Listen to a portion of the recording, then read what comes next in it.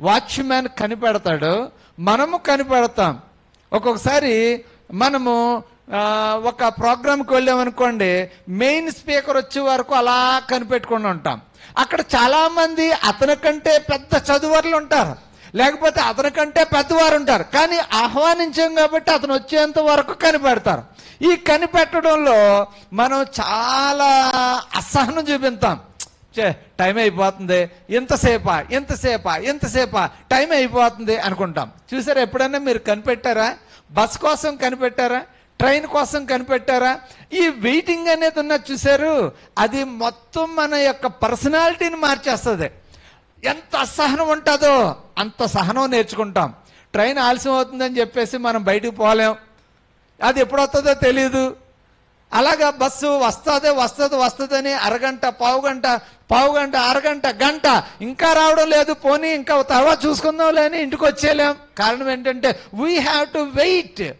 మనము కనిపెట్టకపోతే, దానికోసం ఎదురు చూడకపోతే మన జీవితాల్లో చాలా కోల్పోతావేమో. యేసుక్రీస్తు ప్రభు వారు పరలోకానికి వెళ్ళిపోతూ లూకాసు సువార్త 24వ అధ్యాయంలో చెప్పారు, ఆయన మీరు యెరూషలేము దేవాలయంలో కనిపెట్టండి అని చెప్పాడు. దేవునికి స్తోత్రం, హల్లెలూయా. ఏం చేయాలట? కనిపెట్టాలి. దేనికోసం కనిపెట్టాలి?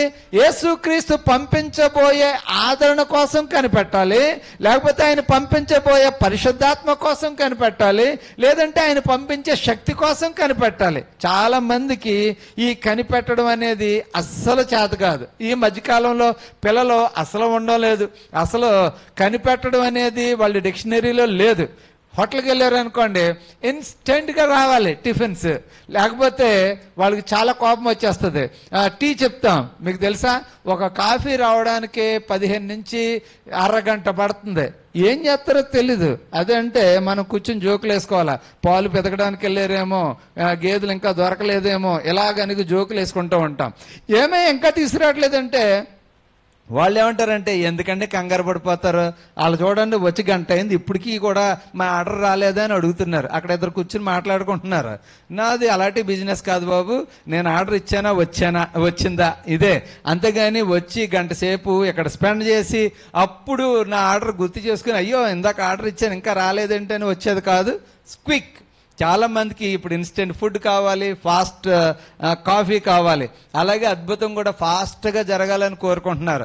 చాలా మంది జీవితంలో ఇప్పుడే అద్భుతం జరగాలి, ఇప్పుడే ఆశ్చర్యకార్యం జరిగిపోవాలి. దానికి తోడుగా చాలా మంది అలాగే ఉష్ అనగానే జరిగిపోతున్నట్టుగా చెప్తూ ఉన్నారు. వీళ్ళేమో దీన్ని క్రియేట్ చేసేసి టీవీల్లో చూపించేస్తా ఉన్నారు. వీళ్ళు అలాగంటున్నారు ఇది జరుగుదా అని. కానీ మన దేవుడు అద్భుతాలు చేసే దేవుడు, ఆశ్చర్యకార్యాలు చేసే దేవుడు, ఆయన మన జీవితాలు మార్చే దేవుడు. కానీ మనం ఏం చేస్తున్నాం తెలుసా? మర్చిపోతూ ఉన్నాం, ఆయన శక్తిని మర్చిపోతున్నాం. ఈరోజు ఆయన ప్రార్థనలో కనిపెట్టడంలో, పరిశుద్ధాత్మని సన్నిధిలో కనిపెట్టడంలో మన జీవితంలో జరిగే 3 ముఖ్యమైన విషయాల కోసం చెప్పి నేను ముగించాలనుకుంటున్నాను. చూడండి, యేసుక్రీస్తు ప్రభు వారు చెప్పిన ఆ మాటను మనం చదువుకున్న తర్వాత మనము ముందుకు వెళదాం. చూడండి, లూకాసు వార్త 24వ అధ్యాయము 48-49 వచనాలు. ఈ సంగతులకు మీరే సాక్షులు. ఇదిగో నా తండ్రి వాగ్దానము చేసినది మీ మీదికి పంపుచున్నాను, పైనుండి శక్తి పొందు వరకు పట్టణములో నిలిచిండుడని వారితో చెప్పాను. ఇప్పుడు చూడండి 53వ వచనం, 52, 53. వారు ఆయనకు నమస్కారం చేసి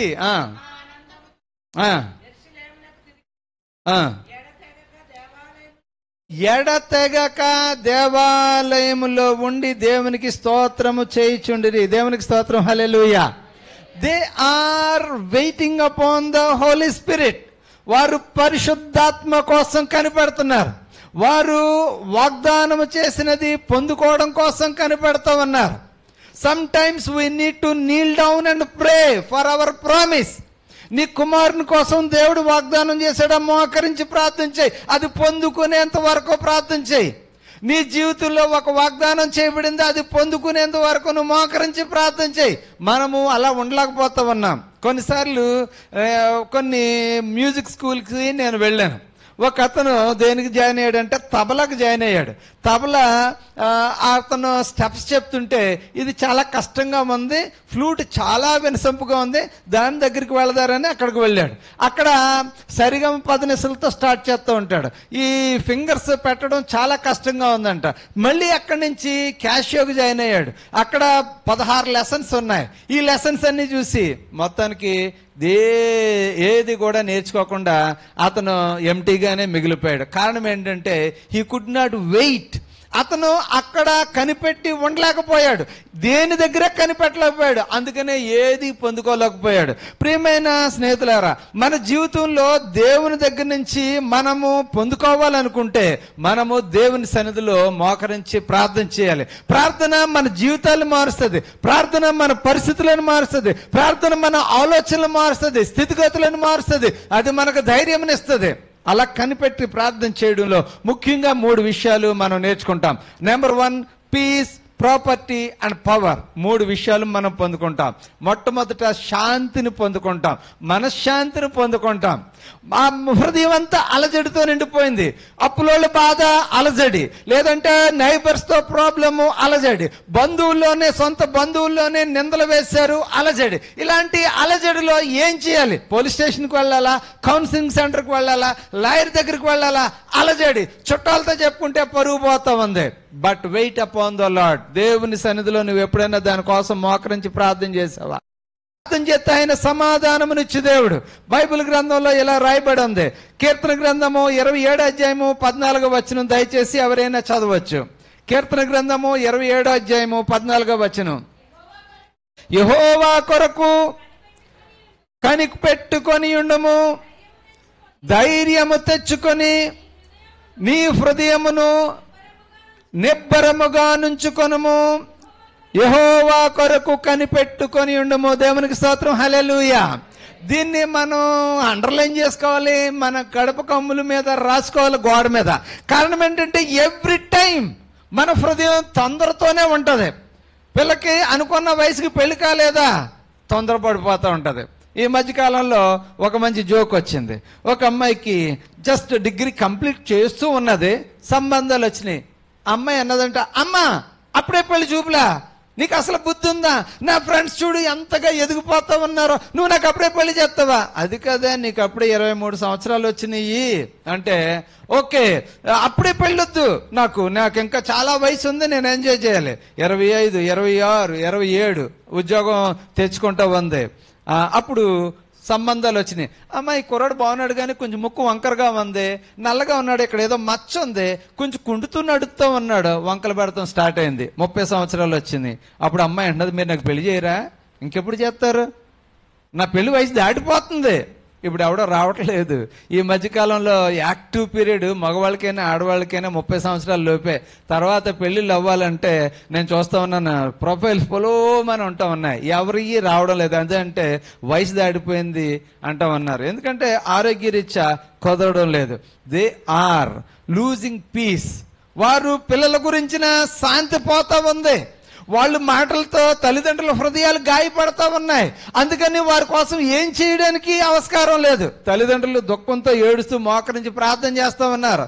వారికి ఇంకా ఉద్యోగం రాలేదే, వారికి స్థిరత్వం లేదే, వారు ఎందులో స్థిరం చేయాలి? నా కొడుకు పాడైపోతున్నాడు, కూతురు పాడైపోతుంది, ఎందుకు వాళ్ళు అటు ఇటు తిరుగుతున్నారు, ఎంత ఎదిగాడు, ఇంకా ఉద్యోగం లేదు, నేనే సంపాదించాలా, నేనే పెట్టాలా అనే తల్లిదండ్రులు కూడా చాలా మంది ఉన్నారు. శాంతి సమాధానాలు పోతా ఉన్నాయి. ప్రే, దేవుని మీద ఆధారపడు. కొడుకు మీద ఆధారపడకు, కూతురు మీద ఆధారపడకు, వారి సంపాదన మీద ఆధారపడకు, దేవుని మీద ఆధారపడు. అప్పుడు వారి జీవితాలు బాగుంటాయి. అందుకనే దేవుడు ఏం చెప్తున్నాడు తెలుసా? నీవు రేయి మొదటి జామున లేచి మొర్రపెట్టు, నీళ్లు కృమ్మరించినట్టుగా నీ యొక్క హృదయాన్ని కృమ్మరించు, దేవుని సన్నిధిలో కృమ్మరించు, అప్పుడు వాళ్ళ జీవితాలు బాగుంటాయి. అంతేగాని వాళ్ళ మీద నీ మాటలు కృమ్మరించి నీ నిష్ఠూరాలు కృమ్మరిస్తే అక్కడ కుటుంబాలు విడిపోతాయి, కొడుకులు పారిపోతారు, కూతురు పారిపోతారు, కుటుంబంలో శాంతి సమాధానం ఉండదు. దేవుని మీద ఆధారపడడం నేర్చుకోవాలి. ధైర్యం తెచ్చుకో, నీ హృదయాన్ని నిబ్బరంగా ఉంచుకో. ఎందుకు నీ హృదయము నిబ్బరంగా లేదు? యెహోషువతో అంటాడు, యెహోషువ మోషే చనిపోయాడు, ఎంతమంది ప్రజలు నడిపించడం ఎలాగని భయపడుతున్నావా?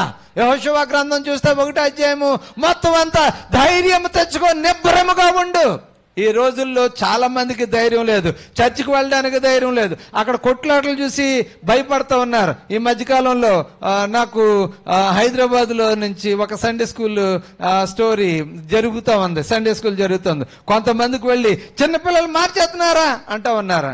చిన్నపిల్లలు మార్చేస్తున్నారు అంటే మంచి కథలు చెప్పడానికి, మోరల్ స్టోరీ చెప్పడానికి కూడా అభ్యంతరాలు చెప్తూ ఉంటే ఇంకా ప్రజలు ఏం చేస్తూ ఉంటారు? Peace, we need peace. శాంతి సమాధానం మనకు కావాలంటే దేవుని సన్నిధిలో మోకరించి ప్రార్థన చేయాలి. మరొక వచనం మనం చదువుకుందాం. యెషయా గ్రంథము 40 అధ్యాయము 31 వచనం. యెషయా గ్రంథము 40 అధ్యాయము 31 వచనం. యెహోవా కొరకు ఎదురు చూచువారు నూతన బలము పొందుదురు.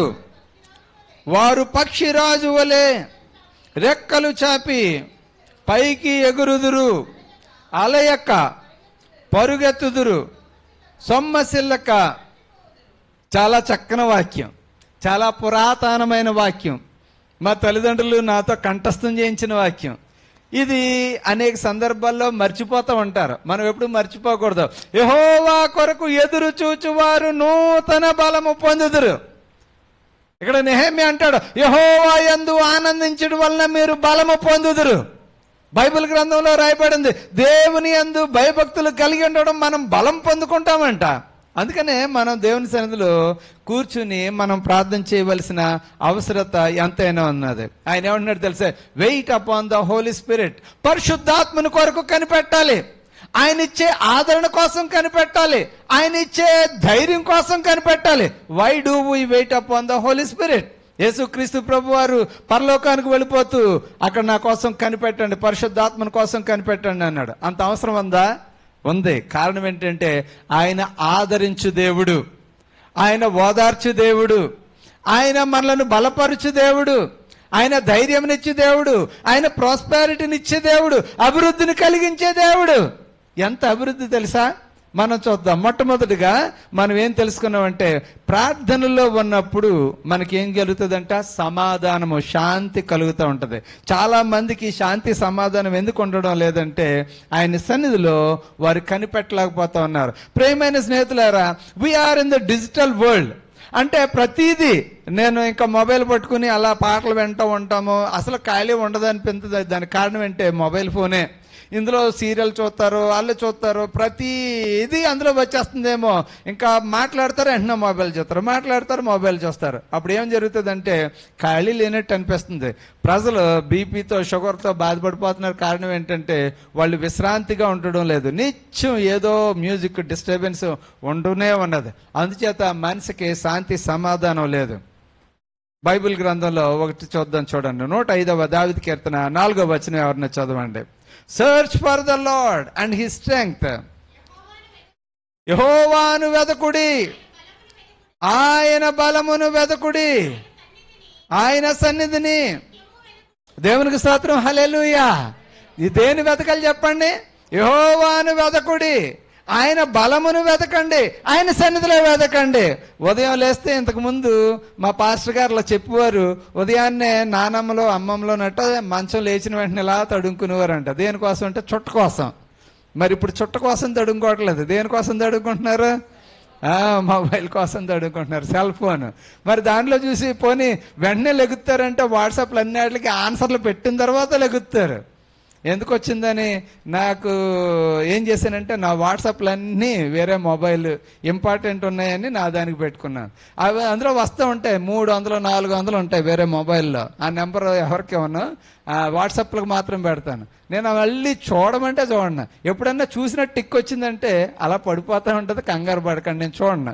వాళ్ళు ఫోన్ చేసి చెప్పాలి, ఏదన్నా వాట్సాప్ పెట్టారనుకో, మరి చూడాల్సి వస్తే 2000 చూడాలండి. నేను 2000 మందికి ఇచ్చానంటే నా బిజినెస్ అంతా మానేసుకుని ఇంక ఇది చూస్తూనే కొంచెంటాం. మనుషులకి శాంతి సమాధానం లేదు. Wait upon the Lord. మనం ప్రార్థన చేయాలి, ప్రభు మీద ఆనుకుని ప్రార్థన చేయాలి.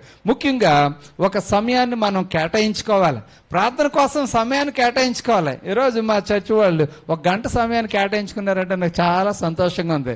మంచి సీరియల్స్ వచ్చే సమయం, ఆ సమయంలో ప్రార్థనలు చేస్తున్నారు. ఓ ఎంత సాక్రిఫైస్ చేస్తామన్నారు. నిజంగా మనం ప్రార్థన చేయాలి. ఆ ప్రార్థన మనకేం చేస్తుంది తెలుసా? మనకు తెలియకుండానే మన జీవితంలో ఎన్నో మేళ్లు చేస్తుంది.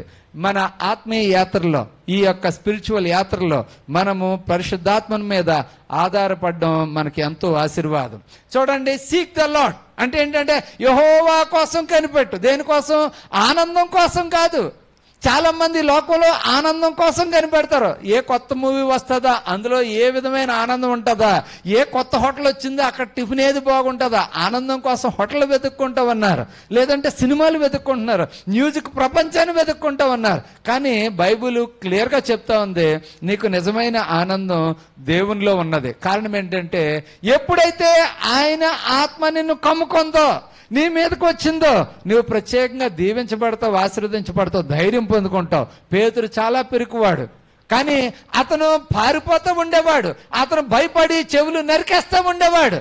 ఎప్పుడైతే పరిశుద్ధాత్ముడు అతని మీదకి వచ్చిందో అప్పుడు అతను బలం తెచ్చుకున్నాడు. పరిశుద్ధాత్మను ఎప్పుడైతే పొందుకున్నాడో అతను నిజంగా బలం తెచ్చుకున్నాడు. అపోస్తుల కార్యాలు 1:8 అక్కడ యేసుక్రీస్తు ప్రభు వారు చక్కని వాగ్దానం చేస్తా ఉన్నాడు. అయినను పరిశుద్ధాత్మ మీ మీదకి వచ్చినప్పుడు, దేవునికి స్తోత్రం, హల్లెలూయా, ఏం పొందుతాం చెప్పండి? శక్తి పొందుకుంటాం.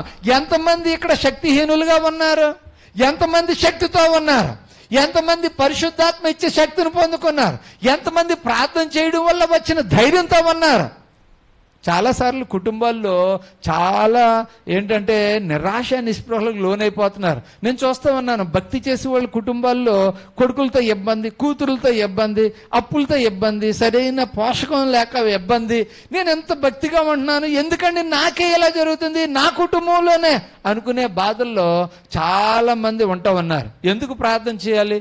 ఎందుకు దేవుని దగ్గరికి వెళ్ళాలి? ఎందుకు వెళ్ళాలంటే దేవుని దగ్గర నుంచి పీస్ పొందుకోవడానికి, దేవుని దగ్గర నుంచి ధైర్యం పొందుకోవడానికి. మన జీవితంలో కానీ దేవుడిచ్చిన ధైర్యం లేకపోతే ఆత్మహత్యలు చేసుకుంటారు. చాలా మంది భయపడిపోయి ఆత్మహత్యలు చేసుకుంటా ఉన్నారు. ఎందుకు భయపడిపోతున్నారు? అప్పుల కోసం భయపడిపోతున్నారు. ఎందుకు భయపడిపోతున్నారు? అవమానం అయిపోతుందేమో అని భయపడుతున్నారు. పరువు నష్టం వల్ల చనిపోయే వాళ్ళు చాలా మంది ఉన్నారు. కానీ దేవుని కృపలో మనం ఏం చేయాలి తెలుసా? ఐ డోంట్ ఫియర్, దేవుడు నాతో ఉన్నాడు, నాకు ధైర్యం ఉన్నది, నాకు శక్తి ఉన్నది, నేను ఎదిరించి పోరాడగలను అనుకోవాలి. కానీ నేను పిరికితనంతో నేను ఆత్మహత్య చేసుకోవడం అనేది చాలా చాలా పిరికితనం, పిరికి పందుల చర్య, దేవునికి ఇష్టం లేని కార్యం కూడా అది. దేవుడు చెప్తూ ఉన్నాడు, దేవుని మీద మనం ఎందుకు ఆధారపడాలంటే మొట్టమొదట సమాధానం కోసం ఆధారపడాలి, శాంతి కోసం ఆధారపడాలి. యేసుక్రీస్తు ప్రభువారు యోహాను సువార్త 15 చెప్తున్నాడు, నా సమాధానమునే మీకు ఇచ్చుచున్నాను, అది లోకమిచ్చే సమాధానము కాదు అంటూ ఉన్నాడు. నేను పైకి వెళ్తున్నాను, ఆరోహణం అవుతాను, కానీ నేను మీకు సమాధానం ఇచ్చి వెళ్తున్నాను. అది లోకం ఇచ్చే సమాధానం కాదు, అది దేవుడిచ్చే సమాధానం. ఆ సమాధానం కోసం మనం వెయిట్ చేయాలి, కానీ మనం వెయిట్ చేయలేకపోతున్నాం. రెండవది ఏంటంటే శక్తి మనం పొందుకుంటాం. అది ఏ శక్తి అంటే అది దేవుని శక్తి. మనం ఇన్ని కార్యాలు చేస్తా ఉన్నామంటే అది మానవ శక్తి కాదు, దేవుని శక్తి. 3 లక్షల మంది ప్రజలు నడిపించేసాడంటే అది మానవ శక్తి కాదు, దేవుని శక్తి. కొంతమంది వందల వేలు ప్రజలు నడిపిస్తున్నారంటే అది కేవలము అతని శక్తి కాదు, అది దేవుని శక్తి. మనం ఏమనుకుంటున్నామంటే అయ్యి బాబోయ్ ఎంత మందిని నడిపించేస్తున్నారు. దేవుని శక్తి లేకపోతే మనం ఏం చేయలేం. ప్రవక్త దగ్గర ఒక కర్ర ఉండేది, మోషే దగ్గర ఒక కర్ర ఉండేది. ఆయన కర్రతో నీటిని కొడితే అది రక్తంగా మారిపోయింది. ఆ కర్రతో అలా చూపిస్తే ఈగలు వచ్చినాయి, అక్కడ కర్రతో చూపిస్తే అక్కడ తెగుళ్ళు వచ్చేసినాయి. ఆ కర్రలో ఏమీ లేదు. ఆ యొక్క శక్తి వెనకాల గాబరా అంటారు, దేవుని శక్తి, దేవుని హస్తం అతను వెనకుండి పనిచేస్తా ఉంది. దేవునికి స్తోత్రం, హల్లెలూయా. మన వెనకుండి దేవుని శక్తి పని చేయాలండి. నీ వెనకుండి దేవుని శక్తి పని చేయాలి. నీ వెనకుండి దేవుని శక్తి పనిచేస్తే నీ కుమారులను నడిపిస్తావు, కుమార్తెలు నడిపిస్తావు, అందరినీ చక్కగా సరైన మార్గంలో నడిపిస్తావు. దేవుని యందు భయభక్తులు కలిగి ఉండడం అంటే దీర్ఘాయుకు మూలం అంట. తెలుసా మీకు? ఆ వచనం ఒకసారి చూపించాను చూడండి. సామెతల గ్రంథం 10:27 ఒకసారి చూడండి.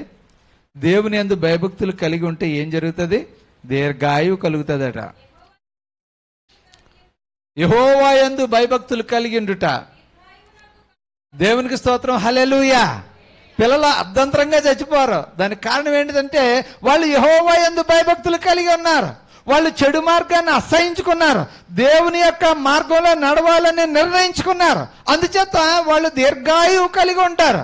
ఒకవేళ అర్ధంతరంగా చనిపోయారంటే దానికి కారణం దేవుని మాట వినకపోవడం, తల్లిదండ్రుల మాట వినకపోవడం, ఎవరిని లెక్క చేయకపోవడం, ఇష్టానుసారంగా జీవించడం, లోకంలో ఉండే చెడ్డ అలవాట్లకి గురైపోవడం, టెన్షన్ తెచ్చుకోవడం, బీపీ తెచ్చుకోవడం, నాకు అవమానం అయిపోయిందేమో అని కాల్లో దూకేయడం. ఎందుకు అర్ధంతరంగా చనిపోవడానికి కారణం ఇదే. దేవుని యందు భయభక్తులు కలిగి ఉన్నప్పుడు ఏం జరుగుతుంది? దీర్ఘాయువునకు కారణము. ఒక వ్యక్తి 80 సంవత్సరాలు బ్రతికాడు, 90 సంవత్సరాలు బ్రతికాడు అంటే దానికి కారణం తన టెన్షన్స్ అన్ని దేవుని మీద వేసాడు. తన యొక్క కష్టాలన్నీ ఆయన మీద వేసాడు. తన భారం అంతా దేవుని మీద వేసాడు. తను మాత్రం దేవా ఇదిగో నీకు అప్పచెప్తున్నాను అని ఎప్పుడైతే అన్నాడో దేవుడు అతనికి శాంతినిచ్చాడు, సమాధానం ఇచ్చాడు, జీవించడానికి శక్తినిచ్చాడు. ప్రియమైన స్నేహితులారా, ఈ దినాన మీ జీవితంలో మిమ్మల్ని దేవునికి మీకు అడ్డుగా ఉండే ఆ తలంపులు ఏంటున్నాయి? మొట్టమొదట శాంతి సమాధానం కలుగుతుంది. రెండవది ఏం కలుగుతుంది అంటే శక్తి వస్తుంది. అది శక్తి యేసుక్రీస్తు ప్రభు వారే అంటూ ఉన్నారు. ఆయనను మీరు ఆయన మీద ఆధారపడినప్పుడు, ఆయన మీ మీదకి దిగి వచ్చినప్పుడు శక్తి కలుగుతుందని చెప్పాడు. మూడవది ఏం కలుగుతుందంటే మనకి ప్రాస్పారిటీ కలుగుతుంది. ప్రాస్పారిటీ అంటే ఏంటి? అభివృద్ధి కలుగుతుంది. మనము చాలా దీవించబడతాము, ఆశీర్వదించబడతాం. యెహోవా ఆశీర్వాదము ఐశ్వర్యం ఇచ్చింది. మన చాలా మంది ఆశీర్వాదం అంటే చాలా రకాల ఆశీర్వాదాలు ఉన్నాయి. ద్వితీయోపదేశకాండం 28 ఓ లిస్ట్ ఆఫ్ బ్లెస్సింగ్స్ అక్కడ ఉన్నాయి. పెద్ద లిస్ట్ ఏముంటది అక్కడ. ఏమిటంటే ఆ నేడు నీవు ఆయన ఆజ్ఞలు అనుసరించి నడుచుకునే నేడలా, ఆయన మాటను విని నేడలా నీవు దీవించబడతావు. పొలంలో దీవించబడతావు, బయటకు వెళ్ళినప్పుడు దీవించబడతావు, లోపలికి వచ్చినప్పుడు దీవించబడతావు, నీ పిండి పిసుకు నీ తొట్టే దీవించబడుతుంది. నీ శత్రువులు ఒక దారిని వచ్చి 10 దారిని పారిపోతారు. నీ ముందు ఎవడు నిలబడలేడు. దేవుడు నిన్ను తలగా హెచ్చించను కానీ తోగ్గా చేయడని ఎన్ని వాగ్దానాలు ఉన్నాయో. So there is a prosperity. నువ్వు ఆయన మీద ఆధారపడి ఉంటే నీకు అభివృద్ధి కలుగుతుంది. చదువులో అభివృద్ధి, నీ జీవితంలో అభివృద్ధి, ఉద్యోగంలో అభివృద్ధి, నువ్వు ఎక్కడికి వెళ్తే అక్కడ అభివృద్ధి. చాలామంది యేసేపుకు చాలా కష్టాలు అంటారు కానీ యేసేపు ఎక్కడుంటే అక్కడ అభివృద్ధి కలిగిందంట. ఎక్కడుంటే అక్కడ అభివృద్ధి. అఫ్ కోర్స్ ఆ అభివృద్ధిలో కొన్ని కష్టాలు అనుభవించాల్సిన పరిస్థితి ఉంది. అందుకనే యేసేపు వెళ్ళాడు. యేసేపు వెళ్ళినప్పుడు అతను గుంటలో దోశాడు. అతను అన్నలారా నన్ను రక్షించండి అని అంతరిసిన, కానీ దేవుని చిత్తం అతనితో ఉన్నది కాబట్టి అతను బ్రతికి బయటకు వచ్చి పొతిఫరు ఇంటికి వెళ్ళిపోయాడు. మళ్ళీ దేవుడు అతనితో ఉండెను గనుక అక్కడ రాయబడి ఉంటుంది అతని ఇల్లు ఆశీర్వదించబడతా ఉంది. ఓకే, అక్కడ ఆశీర్వదించబడ్డాడు, ఆ ఇంటిని ఆశీర్వదించాడు దేవుడు. మళ్ళీ కొన్ని సమస్యలు గుండా వెళ్ళవలసి వచ్చింది. చెరసాల్లో పెట్టారు. చెరసాల్లో దీవెన, మంచి స్నేహితులు. అతని అధికారికి ఈయన మీదట దేవుడు ప్రేమను పుట్టించాడట. వాళ్ళ మీద అధికారం చేశాడంటే యోసేపును. మళ్ళీ అక్కడి నుంచి వచ్చి దేవుడు ఏం చేశాడు? మళ్ళీ ఎన్ని సమస్యలు గుండా, సమస్యలు వస్తాయి జీవితంలో. మన ఆత్మీయ ప్రయాణంలో, యాత్రలో ఎన్నో సమస్యలు, జీవితంలో ఎన్నో సమస్యలు, బిడ్డలతో సమస్యలు, ఆర్థిక సమస్యలు, నిందలు, నిష్ఠూరాలు, ఇన్నిటి మధ్య మనం ధైర్యంగా జీవిత కాలాన్ని కొనసాగించాలంటే దేవుని యొక్క సన్నిధి, సహవాసం మనకు ఎంతైనా అవసరం. ఇది మనలను మనం ప్రశ్నించుకుందాం. మనం ఎంతవరకు ఏ పరిశుద్ధాత్మనిపై ఆధారపడ్డాం?